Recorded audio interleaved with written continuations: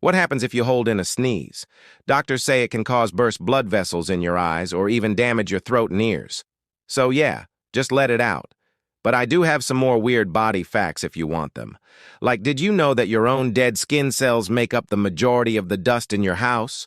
Or that your hair and nails continue to grow even after you die? Leave a comment below if you want part 2. So this is the person sneezing in slow motion. And here's the funny version. This is what happens if you don't let it out.